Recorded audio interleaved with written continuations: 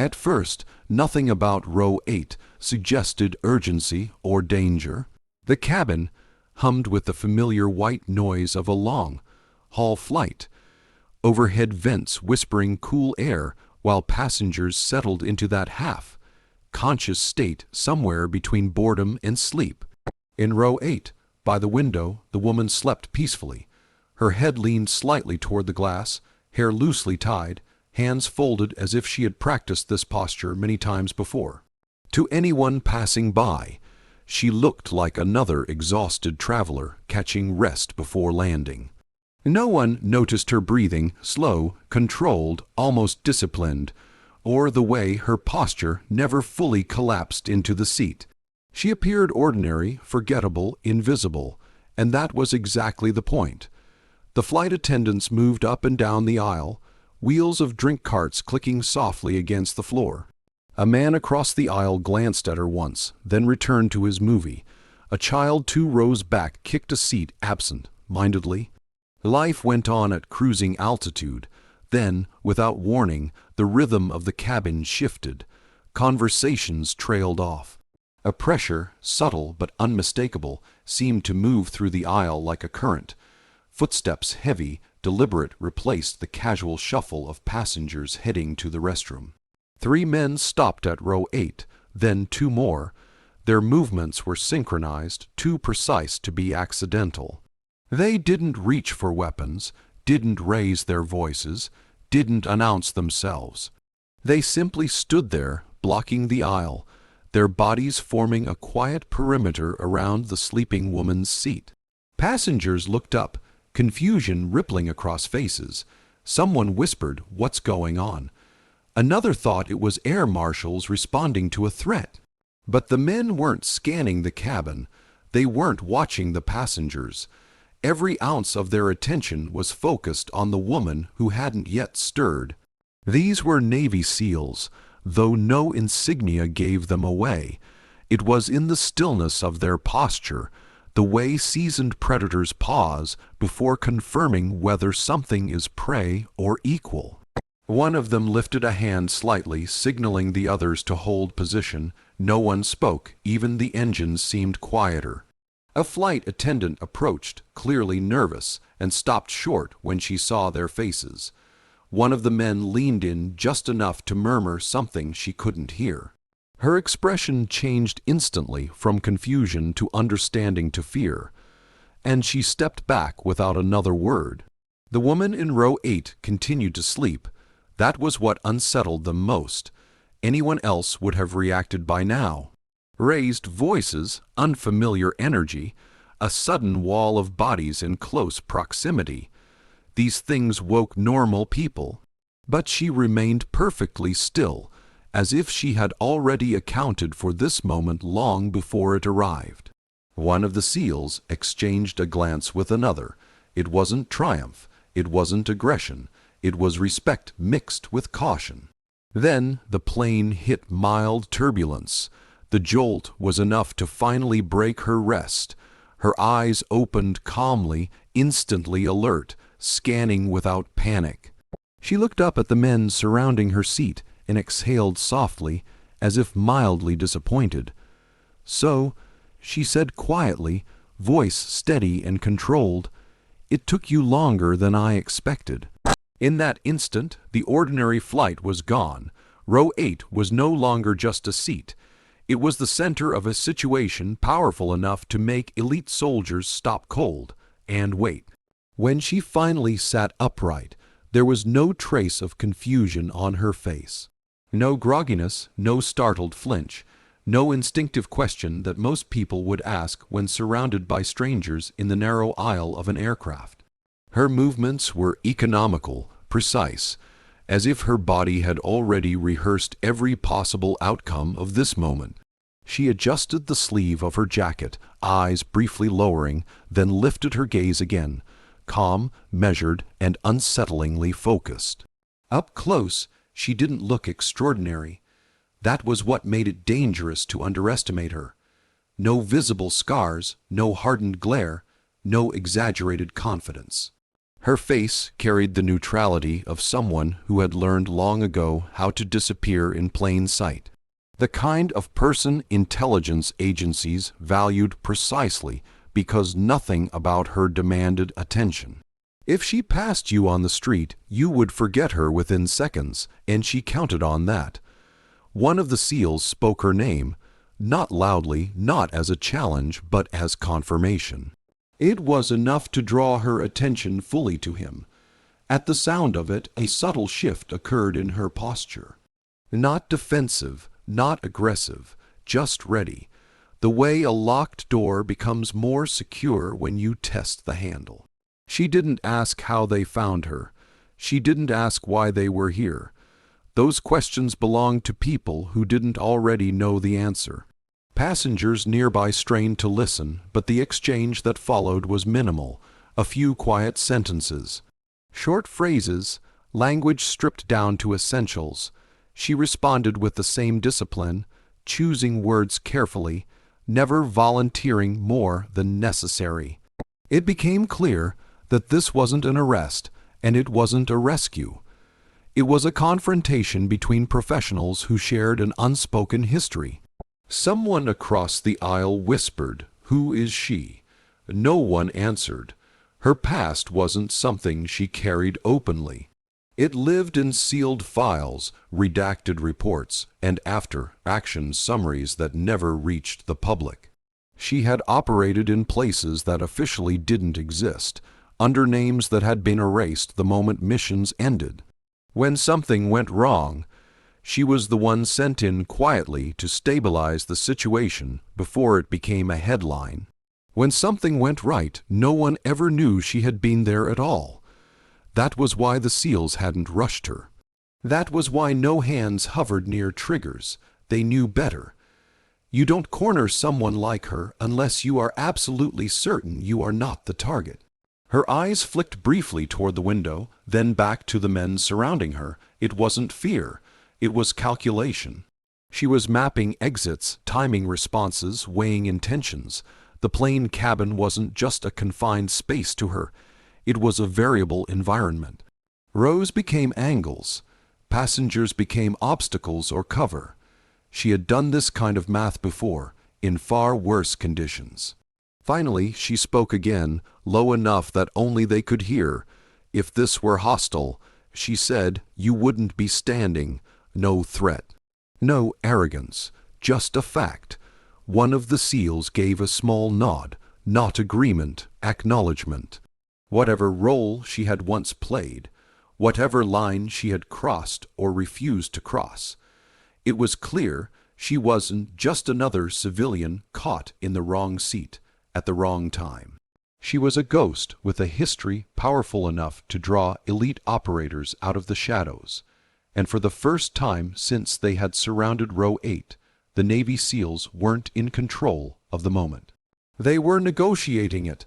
The tension in the cabin did not rise with shouting or sudden movement. It deepened through restraint.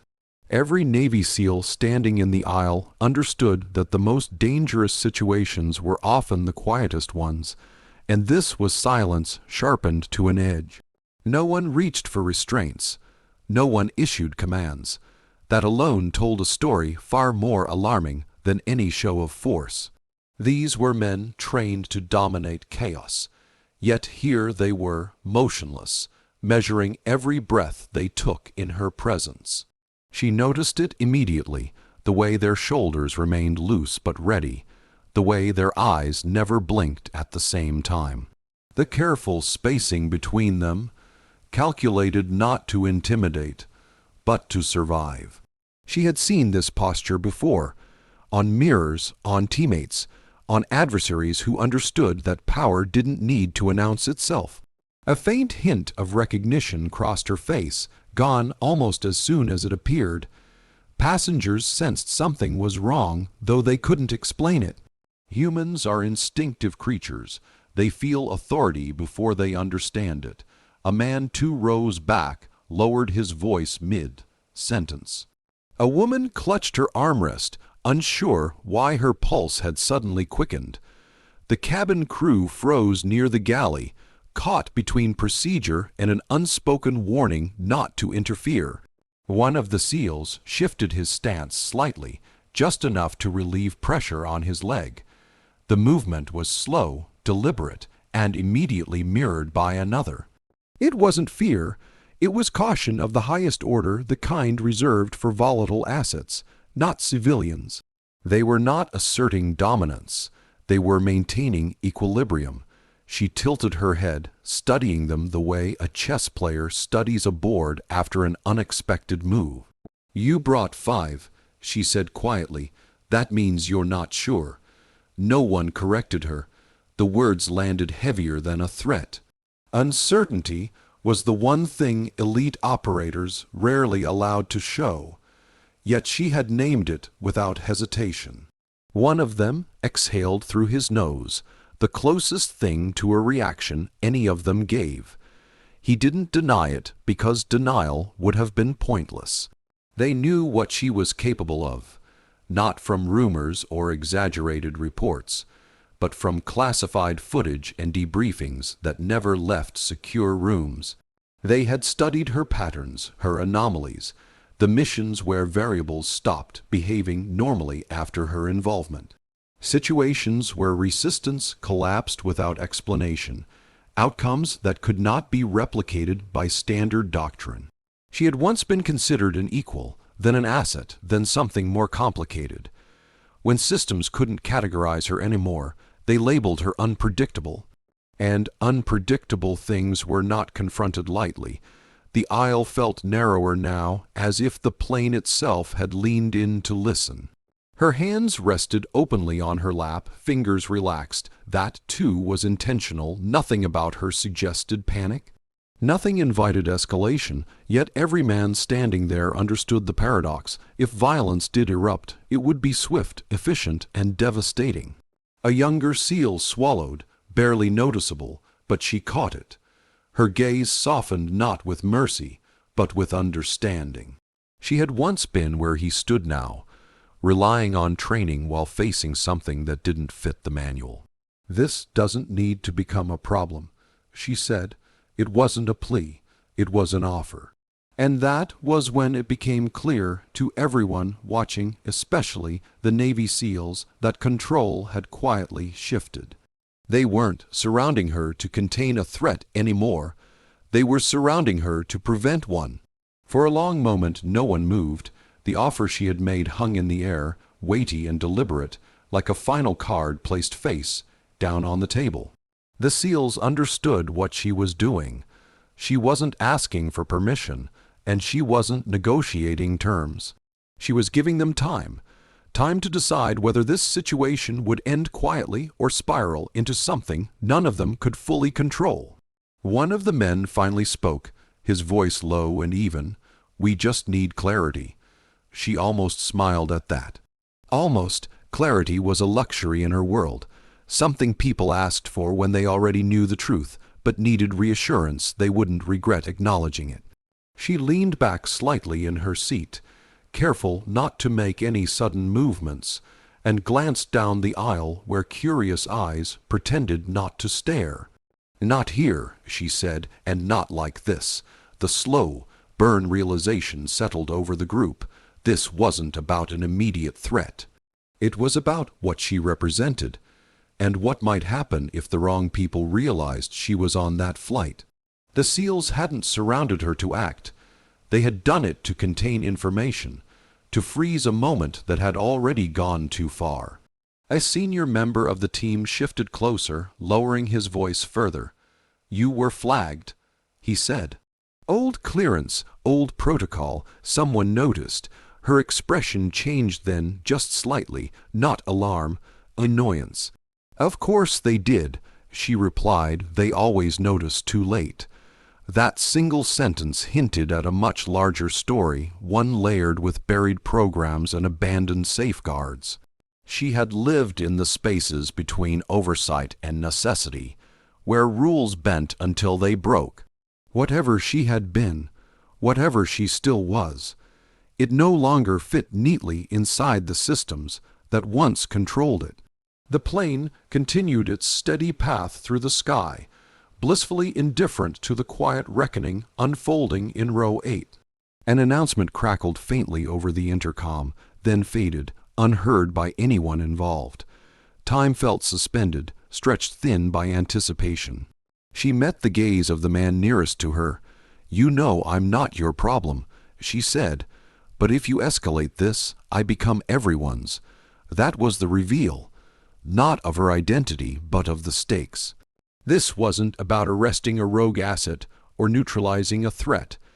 It was about avoiding consequences that would ripple far beyond the cabin. Detaining her publicly would raise questions, forcing her compliance would invite resistance, and either path would expose things long meant to stay buried.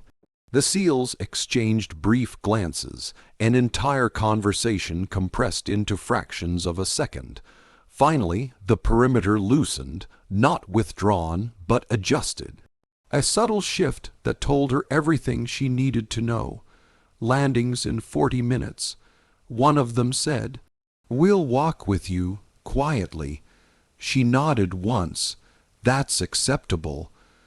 Around them, the cabin slowly returned to motion. A passenger cleared his throat. Someone resumed scrolling on a phone. The moment passed for everyone else, unnoticed and unexplained. But beneath the calm, a truth had been revealed. She was not running, not hiding, and not cornered. She was choosing patience over force, and for now, even Navy SEALs were willing to follow her lead because whatever came next, it was clear she had already seen it coming. As the plane began its gradual descent, the atmosphere in the cabin settled into an uneasy normalcy. Seat belts clicked into place, the hum of the engines deepened.